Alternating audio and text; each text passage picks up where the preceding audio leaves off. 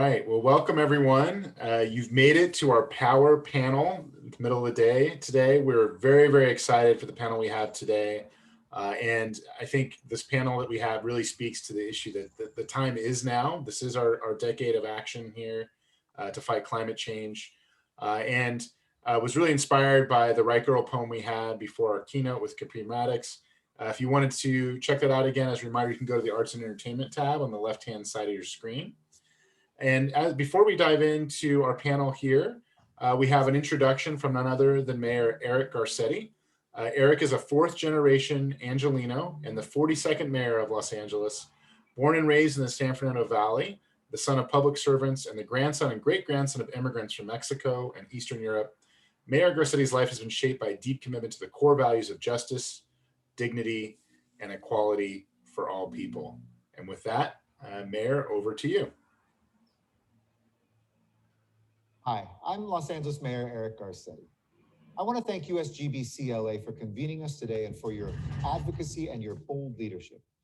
This past year, this outstanding coalition launched the Healthy Building Alliance to improve not just productivity and resiliency, but our indoor air quality, water, green cleaning, and access to nature. Bold and focused work like this is so necessary, and it's a key component of our work in the run to COP26 in November, as our Cities Race to Zero campaign recruits 1,000 plus cities to commit to ambitious climate action to have emissions in the next decade. We're already well on our way with over 700 cities on board today, and we're seeing key signs of progress among local leaders across the globe. Here in Los Angeles, that work is driven by our Green New Deal, a bold vision and critical roadmap to protect our environment, strengthen our economy, and build a more equitable and inclusive future for all Angelinos.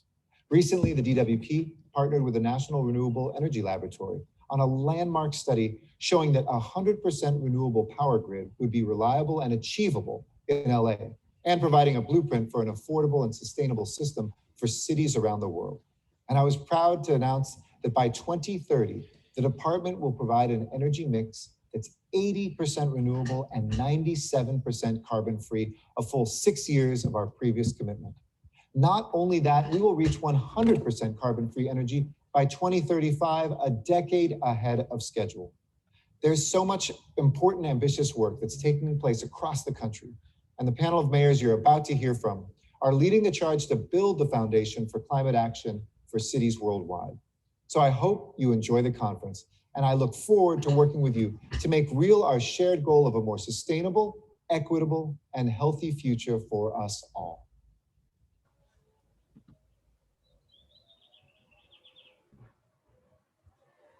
Thank you, Eric, and really excited to dive into this panel. And I want to thank him and his team for their leadership here in our city, specifically the LA 100 plan, which we're honoring later today. We have a fireside chat with Nancy Suntley and Lauren Faber O'Connor, so we hope you can stick around for that. And now, really excited to introduce Laura J., who's the Regional Director for North America and the head of the New York office at C40's Climate Leadership Group. In this role, she works with C40's 17 cities in the US and Canada to help advance climate action, from policies to mitigate emissions to strategies for adapting to climate impacts. Previously, Laura served as the Deputy Regional Director for North America, as well as the Land Use Planning Network Manager at C40. And prior to C40, she served as the Project Manager at Terrapin Bright Green, where she consulted with government agencies, developers, and nonprofits to create more sustainability policies and designs. She also happened to work at the US Green Building Council on governance and strategic planning. Thank you, Laura, for your partnership and for your time and for joining us today. Thank you so much, Ben, for that introduction. And thank you, everybody, for joining us today. I'm really excited about this panel and this exciting conversation. And thanks to Mayor Garcetti as well for his opening remarks. So to kind of, as Ben mentioned, my name is Laura J. and I work at C40. And for those who don't know, we're a network of mayors from the world's leading cities, really working together to tackle climate change. We represent about 100 cities from around the world. And I'm so pleased to have two of our incredible mayors from the North America region with us today. For this discussion, we're going to be hearing from Mayor Adler of Austin and Mayor Gallego of Phoenix, Arizona, on what ambitious climate action that's really aligned with what targets are necessary looks like on the ground. To frame the conversation, I wanted to put it in the context of really the global fight to address climate change. This year, the leaders of the world are coming together in Glasgow in November for COP26. This is the most important COP since the Paris Agreement at COP21. And this year, nations will really have to come with clear targets on how they're going to meet the ambition of the Paris Agreement to limit global warming to 1.5 degrees. Just recently, the Biden administration announced a goal of a 50 to 52% reduction by 2030 and has been framed it. This really is the decade of climate action. And we're so excited for all of the work that are happening within our cities in the United States and around the world. And for the first time this year, the UN process dealing with climate change, the UNFCCC, has really created a pathway for cities, states, businesses, investors to set targets that align with the science-based goal. And this is the race to zero that Mayor Garcetti referenced, and the cities component being the city's race to zero. So we have a goal of recruiting over 1,000 cities. Mayor Garcetti mentioned we're well on our way there with over 700, but we're really trying to get action from and commitments from cities from around the world and around the United States to really align with this critical target. And this really is a critical year and a critical time, and mayors have been leading around the world, not only on setting those ambitious targets, but really doing the work that's necessary to meet them. And so for this panel, we're going to hear from the two mayors on really what that looks like in their cities and how they're working across sectors and communities to ensure climate action is addressing all the most urgent issues of our time. So I'll let the mayors kind of introduce themselves within the questions and tell you a little bit about their city and work that's happening. So first, I'd like to start by asking Mayor Gallego. The City Council in Phoenix this week passed a budget that is a great example of how really to put these targets into real concrete things for people on the ground. Can you tell us a little bit about what happened, what got passed this week, and what impacts it will have on the needs of the communities and the climate goals within the city of Phoenix? Wonderful. Thank you, Laura, and thank you for having me as part of this important conversation. Phoenix, Arizona is the 5th largest city in the United States and fastest growing. We are also a city where heat is a real issue for us. We have quite warm summers, and my father, who fancies himself as a political consultant, tells me I will definitely be reelected if I can just do something about the heat. So we are trying to pass a budget that honors that, as well as makes us a hub for climate and green building innovation. And that's one of the reasons I wanted to be here with you today. I hope that you will be excited about what we're doing in Phoenix and maybe want to participate in it. We have been a real area of excellence, particularly for building technology companies and advanced building materials. So if you haven't been to Phoenix since 2009 Green Build, it's time to come back. I do want to brag. I think I have heard from several people that Phoenix does host the best green builds, and we take pride in it. So if you were at Sheryl Crow opening up in a baseball stadium at 2009 Green Build, that was in Phoenix, and I was excited to be there. I was not mayor at the time, but was actually working in energy efficiency at the local electric utility. So an odd path to mayor and maybe untraditional. I don't know that I've met any other mayors with that particular background, but you can see why I was excited to be here today and why I'm very interested in these topics. Our city staff is mostly in the energy side is mostly excited about my background, but when I was first elected, they said they were mostly glad that we would have a mayor who would read the building codes, but also a little bit nervous because that is so different than some of the focuses in the past. I have an undergraduate environmental degree and did a lot of work in the energy sector before getting involved in politics. Initially, I got involved through chairing the city's Environmental Quality Commission and helping develop some of our green building programs and our solar energy standard. So this week, I'm still continuing that work, and we just passed a significant budget that created the first ever in the nation Office of Heat Response and Mitigation, which will help us really be climate forward. We're hoping to do programs that will impact those who are most harmed by the heat. We're also hoping to come up with innovative solutions and have the capability to do things that building codes don't usually allow. And really be a center of testing and innovation to see what is possible. We're also going to do old school solutions like tree planting, which we know can help. And then Phoenix has the largest cool pavement program, which takes our city streets that are black and retain a lot of heat and creates cool pavement, which can, according to Arizona State University, reduce local heat impacts by about 10 degrees. And that matters. You can feel the difference. The budget also did a lot of long-range planning for us this week, including along our riverfront.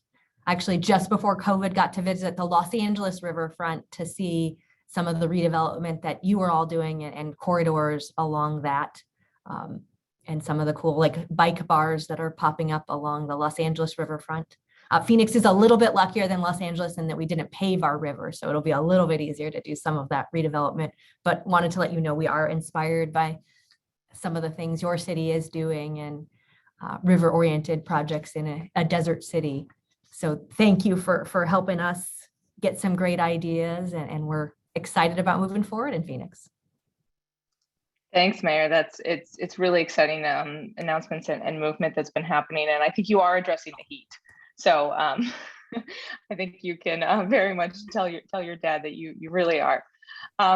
Mayor Adler, turning to you. So I know that there's been a lot of work that's being done in Austin to collaborate and partner with education institutions and unions. Can you tell us a little bit about how these important partnerships are really helping advance the climate work and why they're so important? Absolutely. Let me begin by thanking you for the opportunity to be with you and to be with my colleague. Mayor is absolutely a thought leader in the country, and we really appreciate her leadership on so many issues, including this one. You know, when you're talking about tackling a challenge like climate change mitigation, it really does take an entire community to be involved, because you're making choices. You're making choices about where your priorities are and where your focus is. In today's world, where data does not always have the standing that it should have, having collective voices in a community from so many different places that are speaking in the same direction and toward the same actions is so incredibly important. So I would begin in a city like Austin with just the number of partners that we have that are willing to stand up and speak to the issue, its importance, and to speak to the data. Because it's so hard to really be able to establish those. In specifics, in our city right now, we're so focused on transportation issues and on power generation issues as the two key areas where we can make the greatest difference, and to do something about the stagger that we're facing. There's some really innovative things that we look for the university to help us with right now with respect to power generation.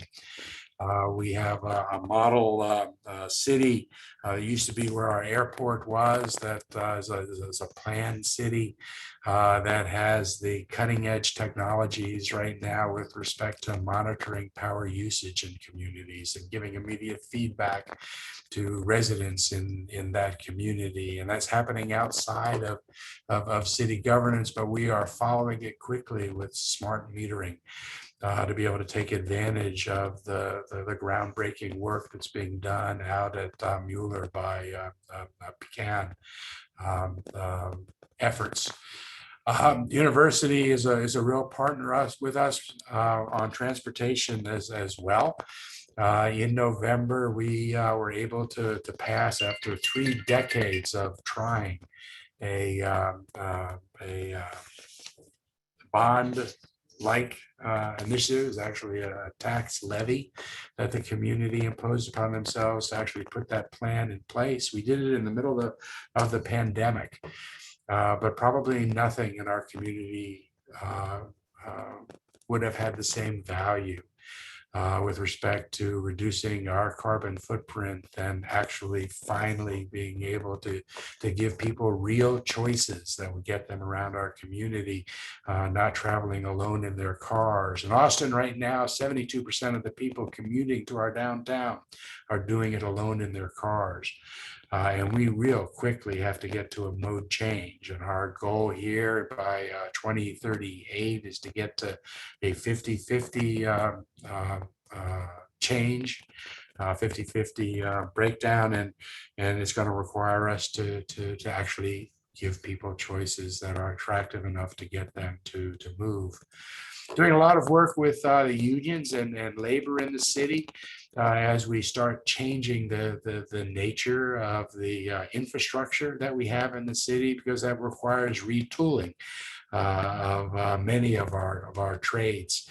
And change never comes easily. I don't care what it is. So to have as allies the labor in our city on issues that in many other cities there's initial resistance to having those communities partners in developing our green infrastructure plans, our changes to our land development code, not only to help make sure that they're right, but to share in the authorship and the ownership of that activity is one of the reasons why you can get a community to participate in that level of change. No, Mayor Adler, it's so fantastic, and I will say that the vote in November on the bond or tax levy is so exciting, and it's really amazing to see a city really take on the importance of that in a way to finance it, and I think that there's a lot of excitement from all of us in our new Secretary of Transportation and Secretary of Labor, in two former mayors who really understand these issues at their core, and really the opportunities that's going to be providing throughout the Biden administration to do a lot more of everything that you're talking about, Mayor Adler. So I know that we're all so excited about Secretary Buttigieg and Secretary Walsh's leadership. It still is strange to not say mayor on both of those. So I'm sure you all trip up as well. I call him Secretary Mayor Pete. I mean, Yes, exactly. I think he'll always be Mayor Pete. So all right, so Mayor Gallego, turning back to you. So I know one area that you're especially passionate about is that of circular economy. And so from your perspective, what are some of the biggest challenges you see in cities really being able to implement the actions that are needed to create a more circular economy? And what are some things that are happening in Phoenix to help address those? We hope to make Phoenix a real hub of the circular economy and already doing so. For those of you who use building materials, you might find that some of the most innovative products out there come from Phoenix. So if you've seen wall insulation with blue jays in it, that's likely made in Phoenix, Arizona. We have cool companies that are taking glass that was recycled and putting it into gorgeous countertops with like blue and green. So we have a bunch of showpiece places that you can visit if you're ever in our city to see how products can be reused and remade. We also just have great green buildings in general, and we're working on continued innovation in that area.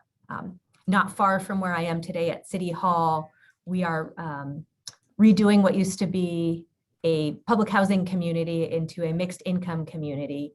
And we're trying to, as much as possible, incorporate circular economy products in that, but we're also doing LEED neighborhood design and cool streets. So we hope it'll be a model of a fun community to be at, but also one that's very sustainable. We'll have solar that will benefit our public housing residents in their monthly energy bill, and it has a real eye towards both great design, but also equity.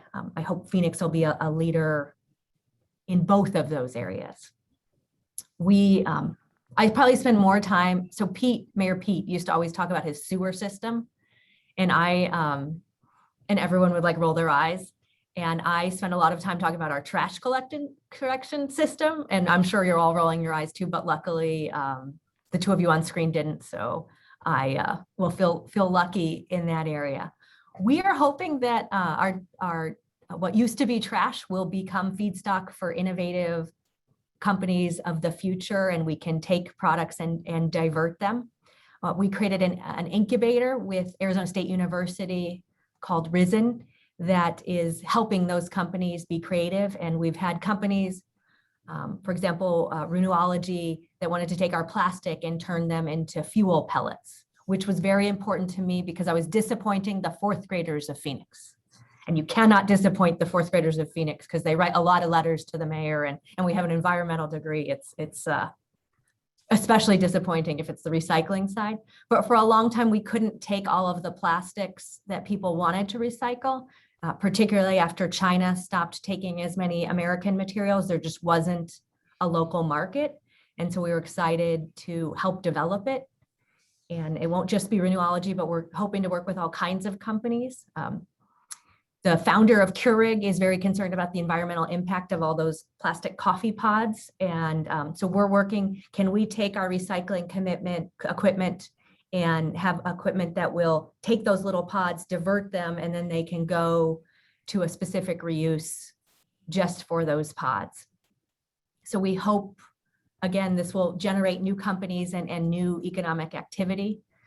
Already, the building sector is a huge portion of our economy, and I'm hoping the sustainable building structure will become even more important because of these circular economy initiatives, but also just our general innovation in the area. We're working on all sorts of cool projects to meet our ambitious goals, which we have 50% diversion by 2030 without requiring people to divert. The cities that do the best in terms of recycling programs are the ones that make you do it, and ours at the moment is voluntary.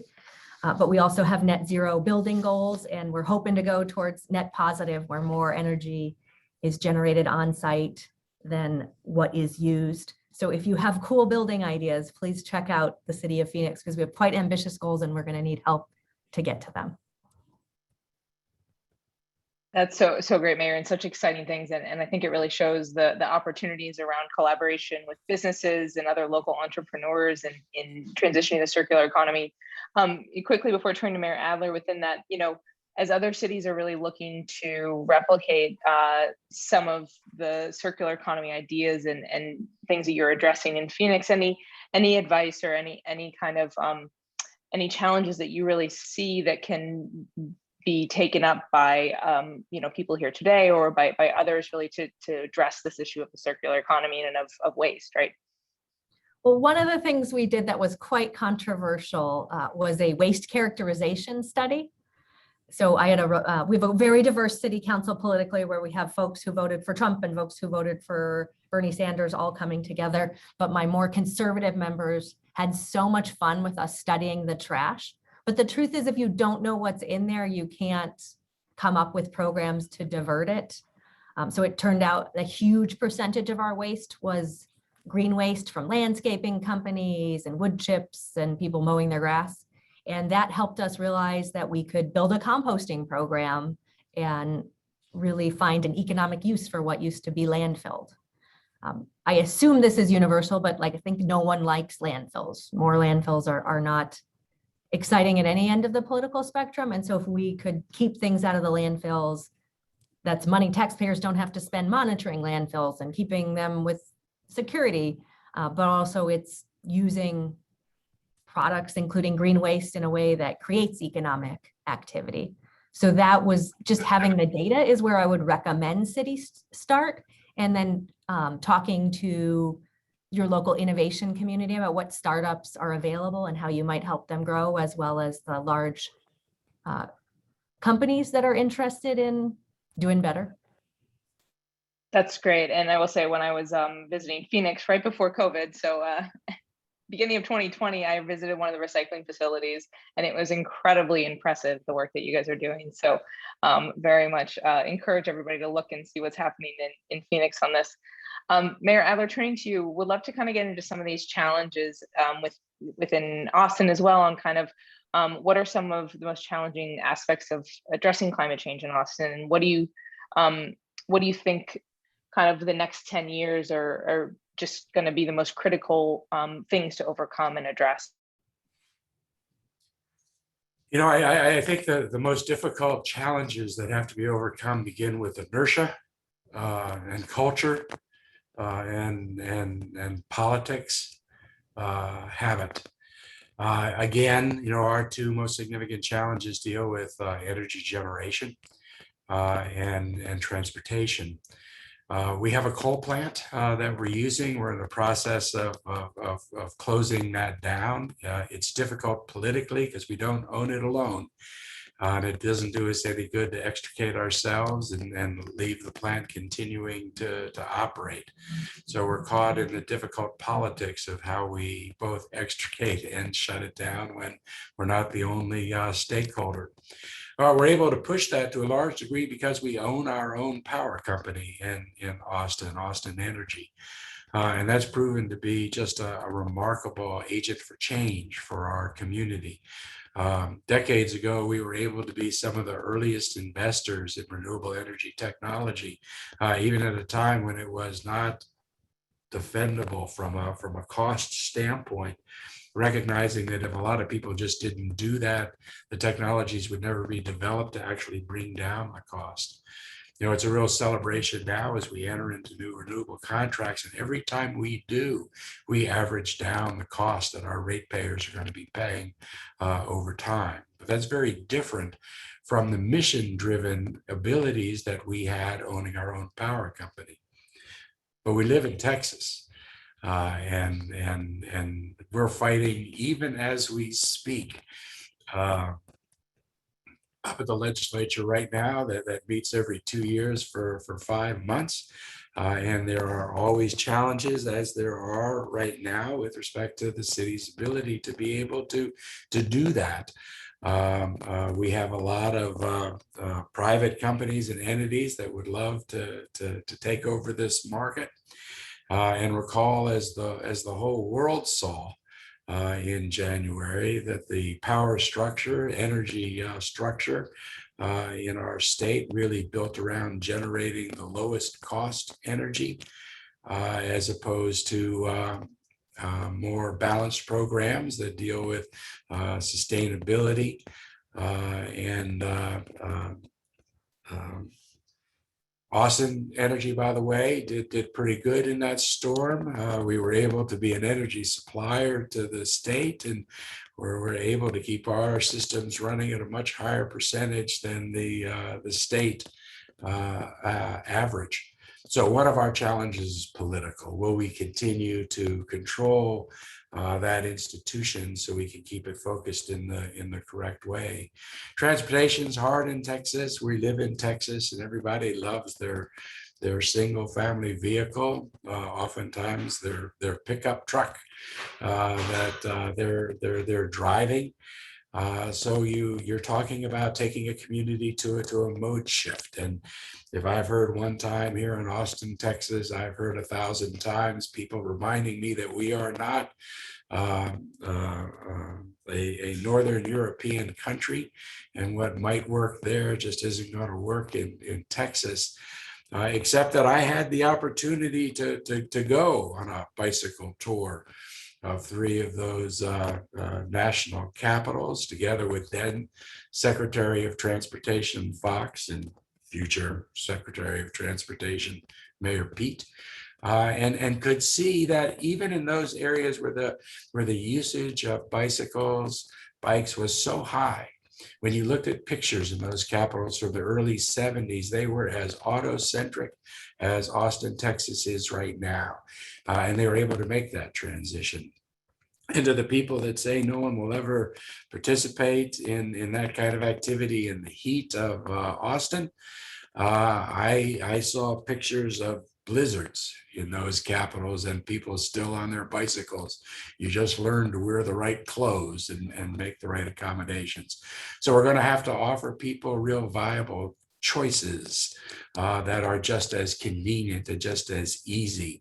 We're going to have to be able to convince the mothers that when they go to work, if they don't have their car and the school calls to say that their daughter is sick at school, that they're going to be able to get to her just as fast without having a car parked at her place of work as she can if she does. So it's dealing with the politics, with the culture. Some of my most progressive neighborhoods, some of my biggest stalwarts in helping with climate mitigation in my city, also live in some of my legacy neighborhoods, and they're not too keen on land development code changes that would have taller, more dense buildings anywhere near where they live, because they don't associate those land development code elements with the kind of climate mitigation work we need to do, and will especially need to do around new transit-oriented stations that we haven't had before. So politics, inertia, and culture, and you just have to work your way through them. Yeah, no, it's such a, absolutely right, Mayor Adler. And, I think in Copenhagen, they plow the bike lanes before the car lanes, as just when it snows. And it's an incredibly simple thing, but it's incredibly telling to the culture of prioritization around mobility. And they have one of the highest cycling rates of any city around the world. And Copenhagen made decisions in the 70s, as you're kind of saying, around real investment in cycling infrastructure in very much similar ways that you and Austin are making them today. And so I think it's really important that these major infrastructure decisions on, in Los Angeles, there's light rail being built. In Phoenix, there's mass transit being built. These are three cities of very few in the United States right now that are actively building new transportation. And I think it's so important as leaders to really be doing that and showing that and looking for other cities around the world. And as you're saying, kind of making some of those seeming like small changes, even like around cycling infrastructure, that change the culture of it and really get down to the culture of it. All right, so before we kind of go to the last question, want to see, Mayor Adler, Mayor Gallego, anything that you wanted to say as follow-up, or then we're going to kind of, just go to the last question and close out.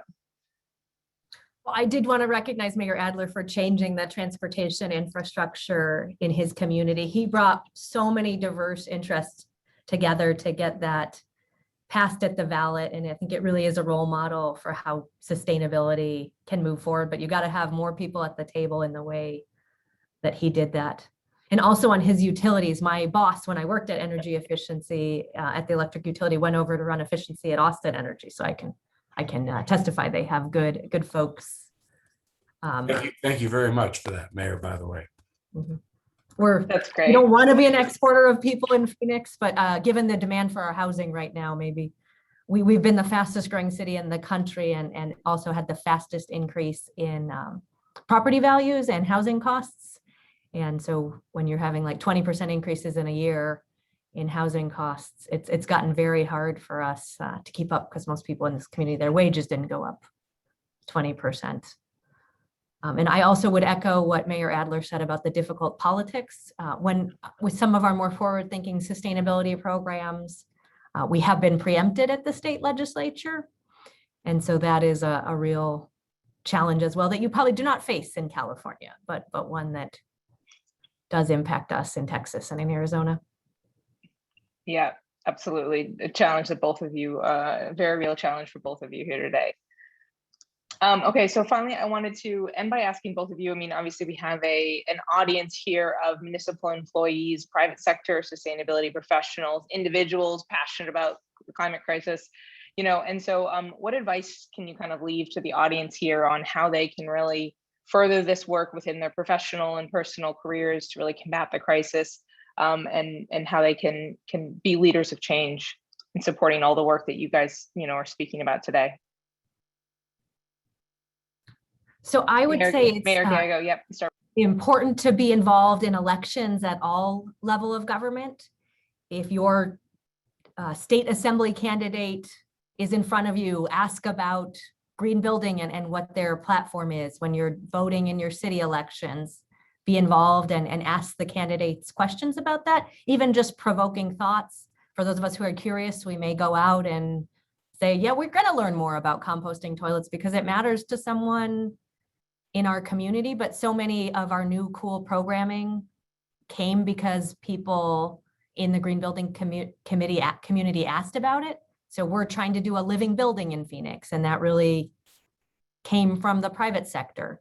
We had a contest to see if you could do a building that used 80% less energy than a normal building without on-site renewable generation. And we had 8 different submissions that all met that pretty ambitious goal. We put the winner up on our website. So if you want to build it, we would love to hear. And if you build it in Phoenix, this 80% energy savings building, it's $0 permit fees. But these came from people in the green building community who was like, here's an idea about how you can push innovation and make us a better city. I would also encourage everyone, as you look at your company's investments and your personal portfolio, to look at green finance. So that could be for many people, what's called ESG funds, where they have real sustainability governance, environmental governance goals. We at the City of Phoenix just went out to the markets to issue some debt for our water system, sustainability bonds, and they were 4 times oversubscribed because there was so much demand from people who wanted to invest green.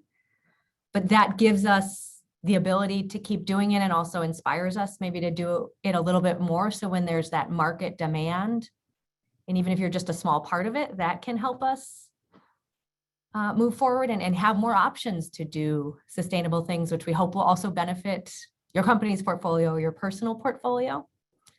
And I guess one area that still does worry me is the majority of people in my community still do not believe climate change impacts them directly.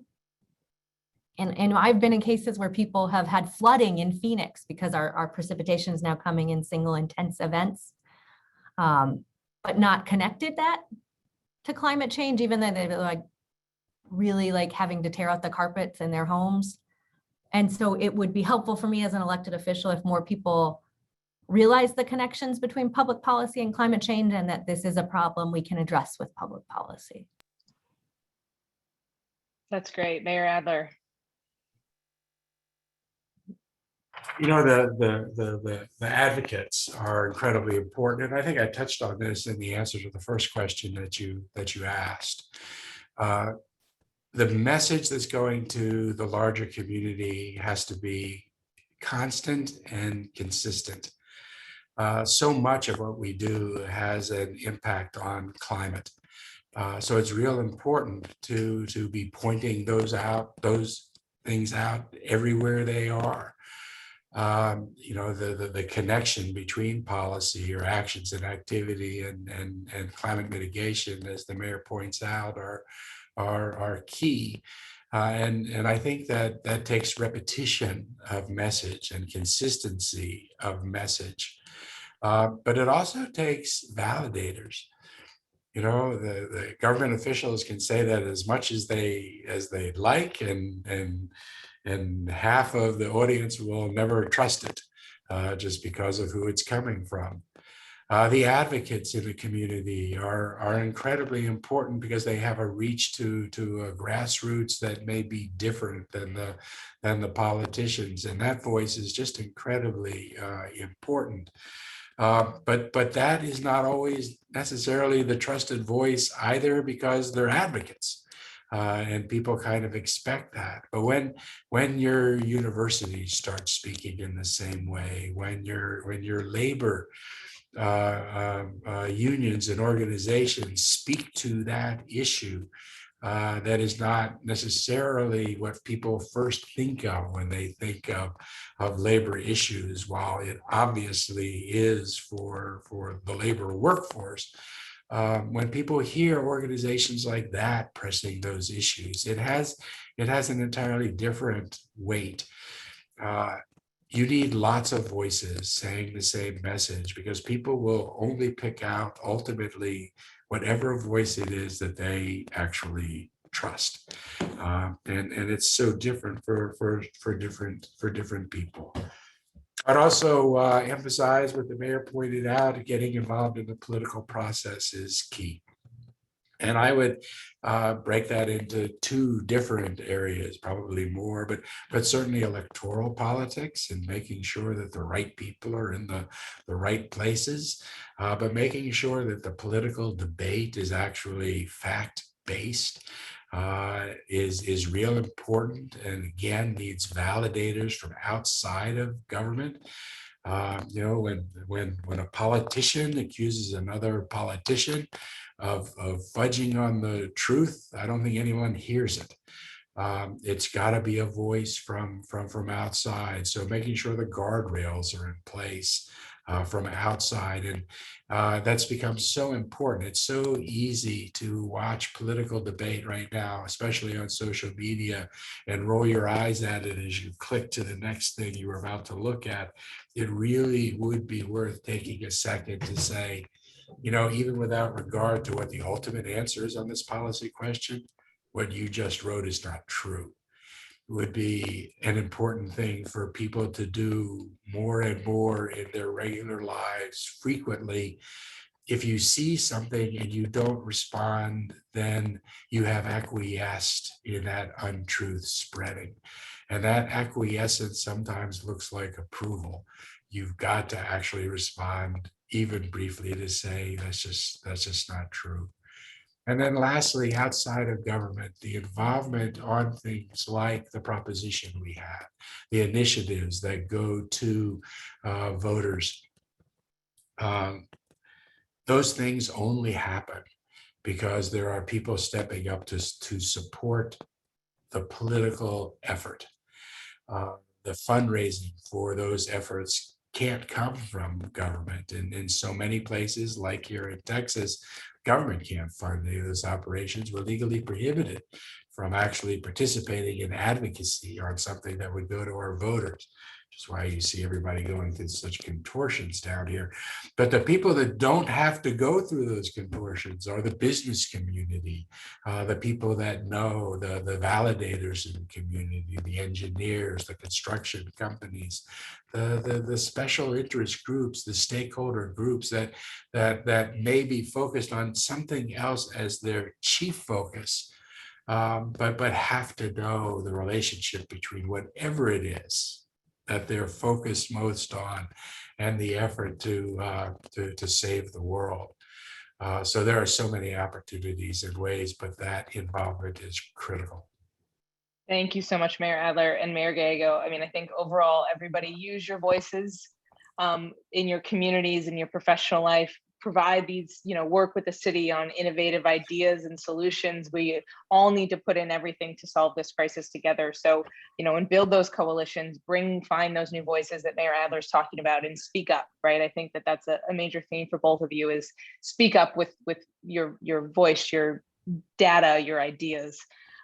So I really want to thank you both so much today for taking the time. Thank everybody for joining us for this really exciting conversation and event today. And encourage everybody to attend the next session that's starting now, I think. So, and have a wonderful weekend, a wonderful close of the conference. And again, Mayor Gallego, Mayor Adler, thank you again so much for your leadership within C40, within the United States, and within your cities. And we'll hopefully see you all sometime soon. Laura, great job. Bye-bye, Mayor. Thanks, Mayor. Thank you, Bye. guys. Thank you everyone for being here. Thank you, mayors, and thank you, Laura. We are so lucky to have coalitions like C40 to bring us all together. So for the next session, please check the agenda tab on your left and hop in for the awards and our next keynote. You will need to exit this and then go to the agenda and click into the next session to see it. And we hope to see you there.